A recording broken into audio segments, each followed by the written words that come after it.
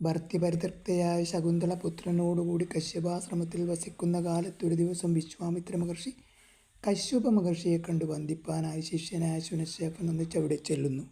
ഗുരുപാദരെ കാണാൻ അവസരം അറിഞ്ഞു വരുന്നതിനായി ശിഷ്യനെ പർണശാലയിലേക്ക് അയച്ചു വിശ്വാമിത്രൻ.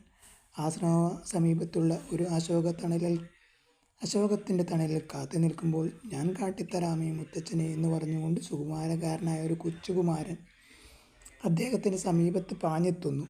ബാലൻ്റെ മുഗ്ധഭാവത്താൽ ആകൃഷ്ടനായിത്തീർന്ന മഹർഷി അവന് വാരിയെടുത്തു ലാളിക്കുവാൻ തുടങ്ങുന്നതിനിടയിൽ, അമ്മേ ഞാനിതാ എന്ന് കുട്ടി വിളിച്ചു പറഞ്ഞത് കേട്ട് പെട്ടെന്നൊരു തന്നുങ്കി ആ രംഗത്തിൽ പ്രവേശിക്കുന്നു. മുഷിഞ്ഞ വസ്ത്രങ്ങളും മെടഞ്ഞ വാർകൂന്തലും മെലിഞ്ഞ ലാവണ്യൈക ഭൂഷമാമുടലുമായി അത്തലിന് സ്വരൂപം പോലാ വന്ന യുവതിയെ കണ്ടപ്പോൾ വിശ്വാമിത്രന് പെട്ടെന്ന് രൂപസാദൃശ്യത്താൽ അവൾ സാക്ഷാൽ മേനക തന്നെ എന്ന് തോന്നിപ്പോകുന്നു.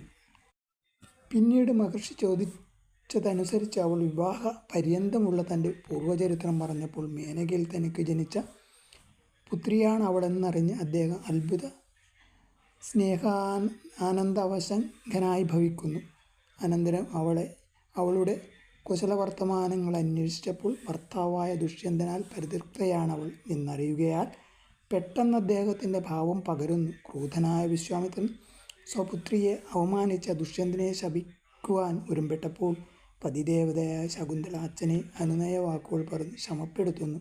അങ്ങനെ ശാന്തകോപനായി പ്രസന്നനായി തീർന്ന വിശ്വാമിത്രൻ അചിരേണ ഭർത്യസമാഗമം ഉണ്ടാകട്ടെ എന്ന് അനുഗ്രഹിച്ച് മകളെ ആശ്വസിപ്പിക്കുകയും ചെയ്യുന്നു. ഇതാണ് അച്ഛനും മകളും എന്ന ഈ ഖണ്ഡകാവ്യത്തിലെ പ്രതിപാദ്യ വിഷയം.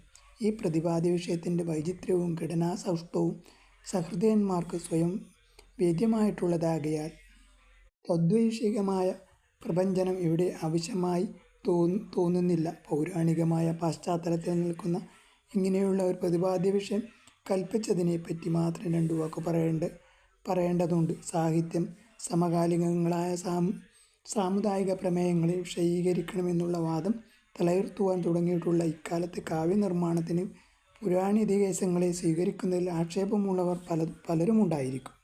ഇന്നത്തെ ലോകത്തിൽ ഇന്നത്തെ ജനസമുദായത്തെ സംബന്ധിച്ചുള്ള എത്രയോ അധികം വിഷയങ്ങൾ കണ്ണിൻ്റെ മുമ്പിൽ നിരന്നു നിൽക്കുമ്പോൾ കാവ്യരചനയ്ക്ക് വിഷയം കിട്ടുന്നതിനായി കഴിഞ്ഞ കാലത്തിൻ്റെ നഷ്ടാശിഷ്ടങ്ങളായ പുരാണേതിഹാസങ്ങളുടെ മാറാല കെട്ടിയ കലവറയ്ക്കുള്ളിൽ കൈയിട്ട് തപ്പുന്നത് എന്തിനാണെന്ന് അവർ ചോദിച്ചേക്കും. സാഹിത്യകാരൻ്റെ ഭാവനാശക്തി സമീപസ്ഥമായ വർത്തമാനകാലത്തിൻ്റെ